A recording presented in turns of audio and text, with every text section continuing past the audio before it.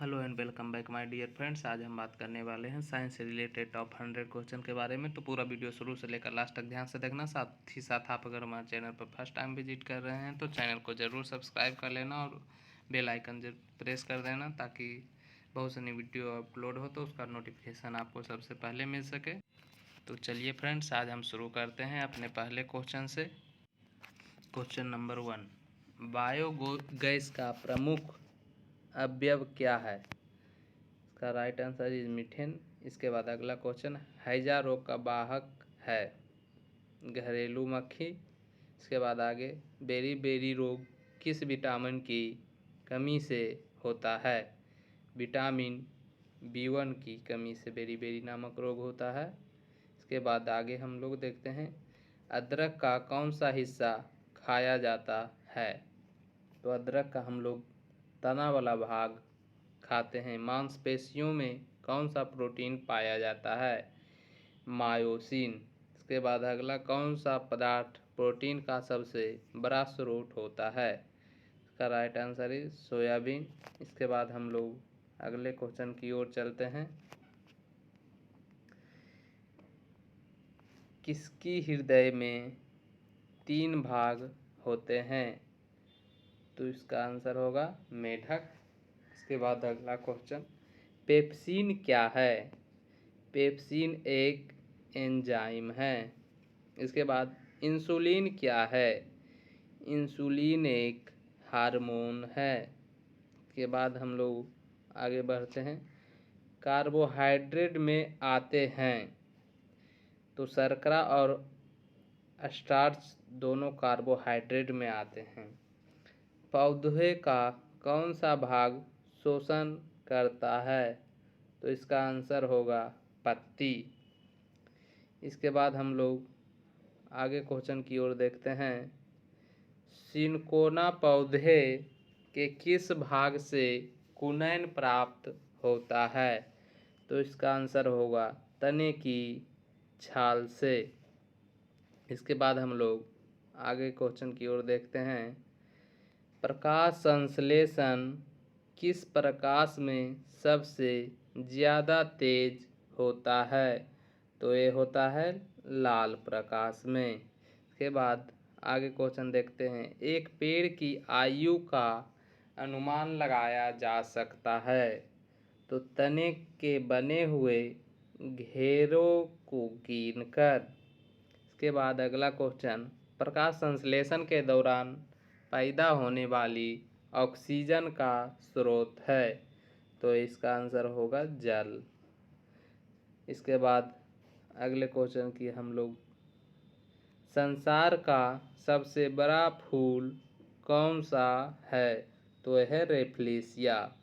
के बाद आगे, पौधों द्वारा नाइट्रोजन किस रूप में प्रयोग किया जाता है? तो इसका आंसर होगा नाइट्रेट के रूप में। इसके बाद, फलों का अध्ययन क्या कहलाता है? तो इसका आंसर होगा पोमोलॉजी। पोमोलॉजी को फलों का अध्ययन कहा जाता है।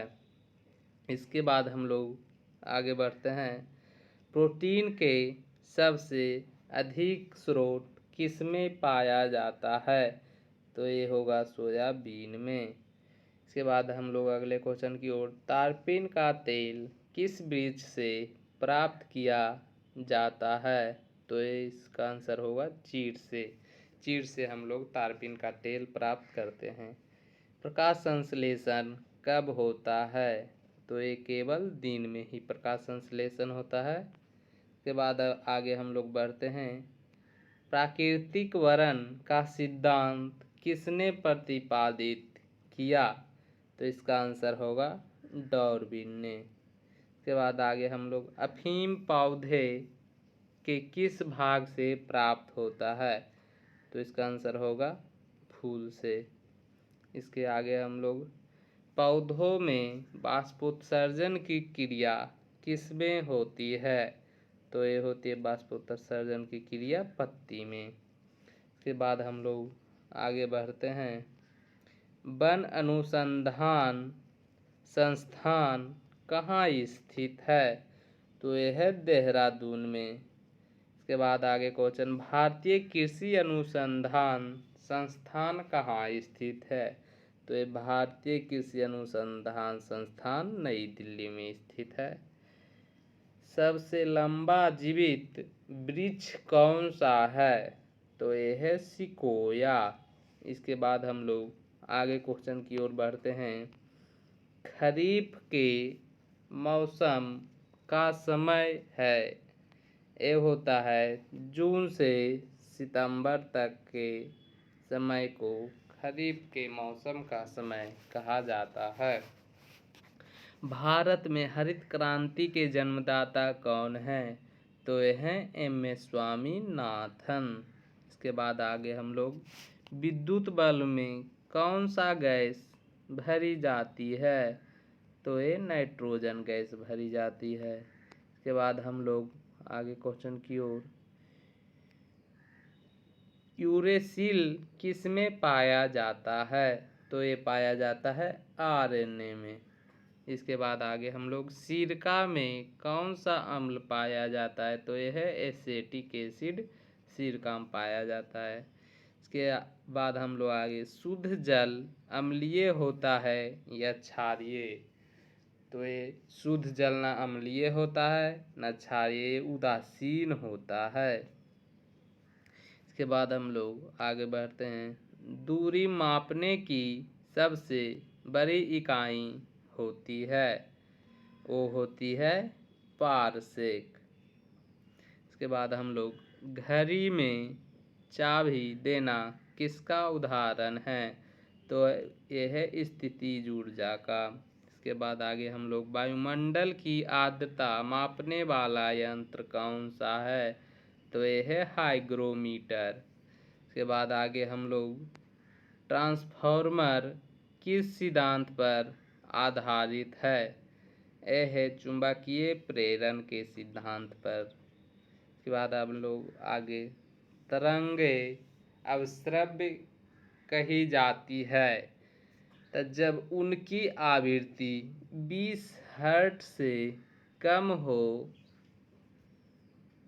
तो उसे तरंगे अवश्रव्य कहा जाता है। इसके बाद आगे क्वेश्चन की ओर हम लोग देखते हैं। मधुमेह डायबिटीज में कौन सा अंग प्रभावित होता है? तो होता है अग्राशय।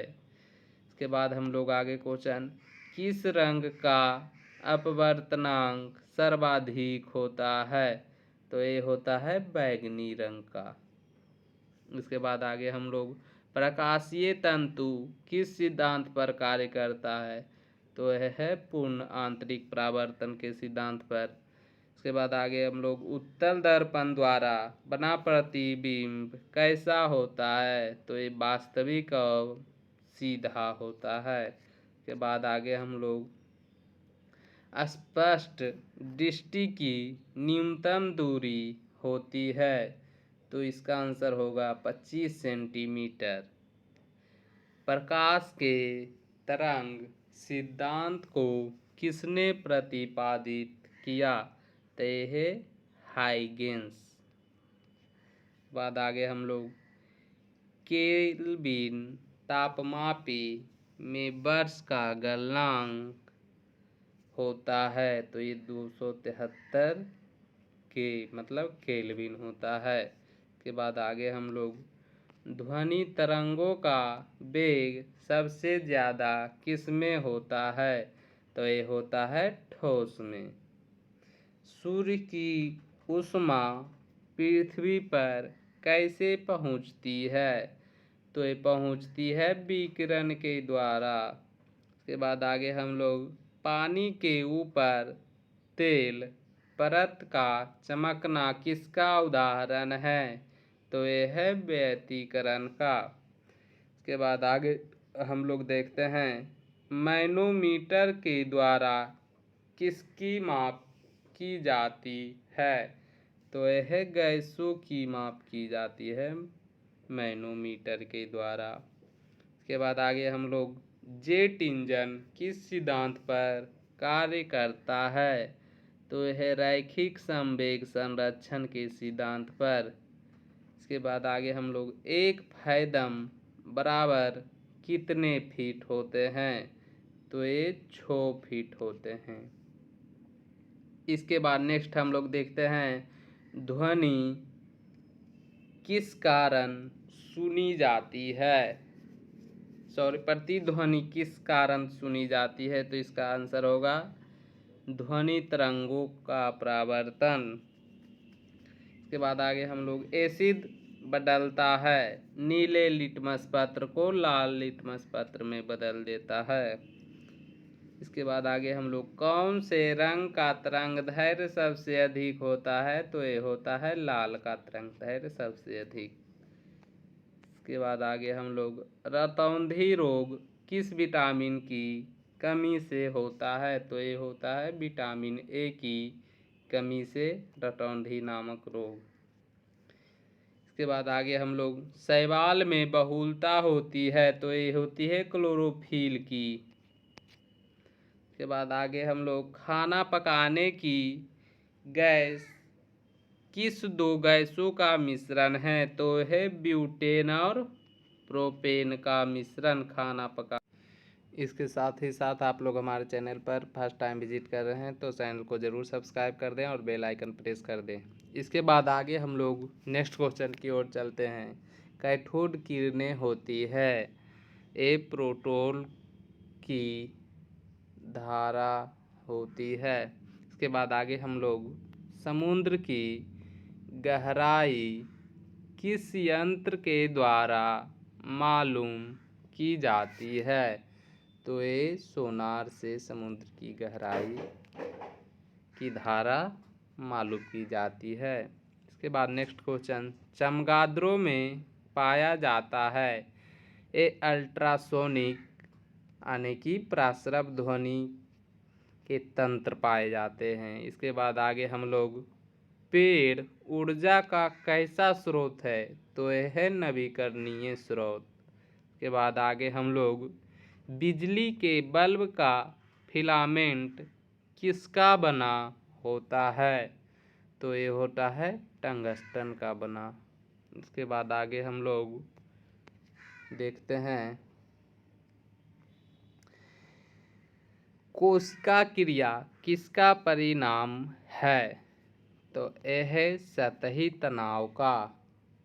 इसके बाद आगे हम लोग बस में ड्राइवर के पास लगा दर्पण होता है ये उत्तल दर्पण लगा होता है जो बस कंडक्टर के बगल में लगा रहता है वही दर्पण।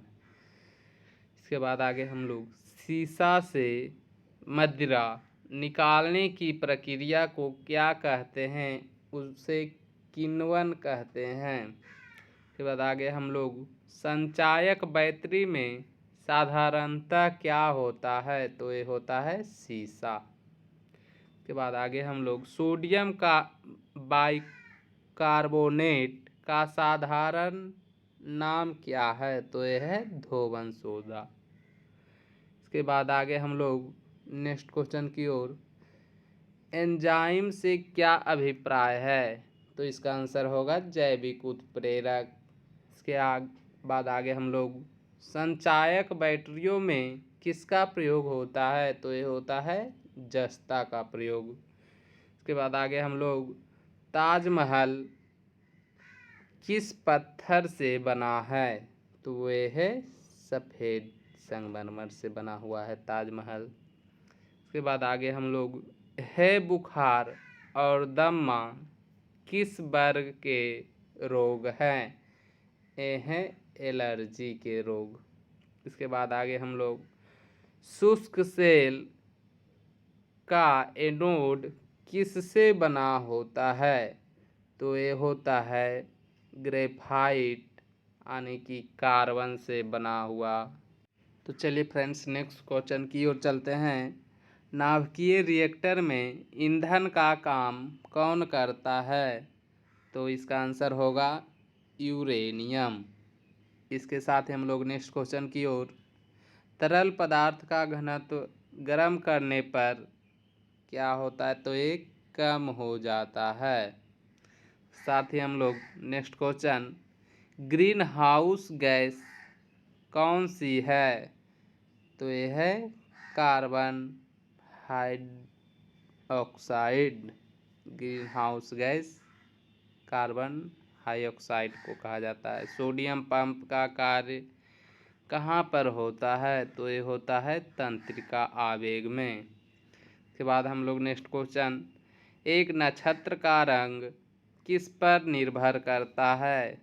तो उसकी पृष्ठीय ताप पर।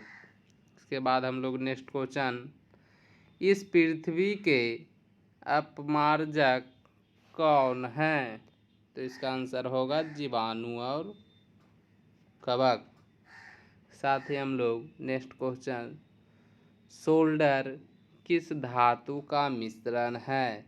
तो ये है टीन और लेड का। इसके बाद हम लोग नेक्स्ट क्वेश्चन, एंजाइम मूल रूप से क्या है? तो ये है प्रोटीन। इसके बाद हम लोग नेक्स्ट क्वेश्चन, उपापचय क्या है? तो इसका आंसर होगा जैविक अणु का संश्लेषण और टूट जाना। के साथ ही हम लोग नेक्स्ट क्वेश्चन, कोयला किससे बनता है? तो इसका आंसर होगा संपीड़ित और कठोरकृत जीवन भार से। इसके साथ ही हम लोग नेक्स्ट क्वेश्चन की ओर देखते हैं, निष्क्रिय प्रतिरोध सिद्धांत का प्रथम प्रवर्तक कौन था? तो ये थे गोपाल कृष्ण गोखले। इसके साथ ही हम लोग नेक्स्ट क्वेश्चन, कंप्यूटर विज्ञान में 1 किलोबाइट का मान कितना होता है? तो ये होता है 1024 बाइट के बराबर। के बाद हम लोग नेक्स्ट क्वेश्चन, वैश्लेषिक इंजन किसने बनाया? तो ये चार्ल्स बैबेज ने बनाया है। इसके बाद हम लोग नेक्स्ट क्वेश्चन, LAN का पूरा नाम क्या है? तो यह है लोकल एरिया नेटवर्क। इसके साथ ही हम लोग नेक्स्ट क्वेश्चन और लास्ट क्वेश्चन देख रहे हैं, औसत वयस्क के शरीर में कितना रक्त होता है? तो ये होता है 5 से 6 लीटर। तो फ्रेंड्स, ये आपके यहाँ पे ख़त्म हो जाते हैं। साथ में जो नए एवं पुराने हमारे चैनल पर बने रहें और चैनल को ज़रूर सब्सक्राइब कर लेना। तो आई होप फ्रेंड्स आज की वीडियो आपको पसंद आई होगी। वीडियो पसंद आए तो लाइक शेयर एंड कमेंट जरूर करें। साथ ही साथ अगर हमारे चैनल पर फर्स्ट टाइम विजिट कर रहे हैं तो चैनल को जरूर सब्सक्राइब कर दें और बेल आइकन प्रेस कर दें। तो चलिए फ्रेंड्स, मिलते हैं हम आपके अगले वीडियो में। जब तक टेक केयर एंड